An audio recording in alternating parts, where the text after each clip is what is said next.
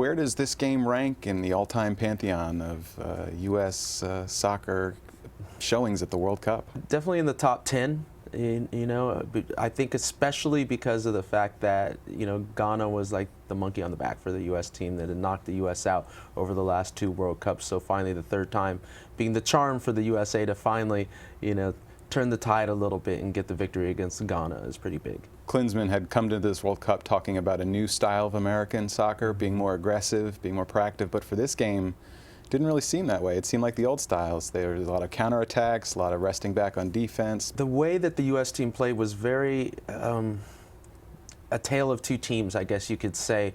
When we look at the beginning of the match, obviously you had the initial goal against Ghana that Dempsey got in the first 30 seconds in the game, which was incredible.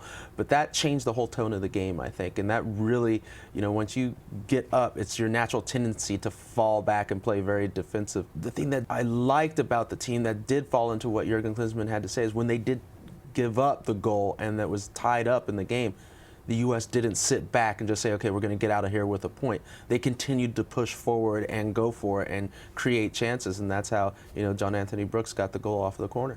There was a certain American quality that really shined through in this game, and that was grit. You talk about, Seattle's Clint Dempsey. I think he's one of the guys that broke his nose and came back. Yeah, broke his nose, came back, and that he's not giving up. He doesn't care. He even said, hey, couldn't breathe out of my nose, but it's about being on the pitch and fighting. Fighting all the way through the full 90 minutes. Next game, Portugal. What lessons can they take from this, and are there even lessons that can be applied, or is Portugal such a different team? Completely different type of team that they're going to be playing against. Completely different, I think, mentality as well. No matter how good the players were on the Ghanaian team, none of them compare to Cristiano Ronaldo because he is the best player in the world right now. Do you remember ever having to deal with someone like Cristiano Ronaldo on the field for the U.S. team? Yes, I had the pleasure of, in my day, playing against one of the top players that you could compare to Cristiano Ronaldo. I played up against Ronaldinho, Sure. So when he was at the top of his game, and that was just another type of player that was so strong, so skillful on the ball that you didn't know what he was going to be doing.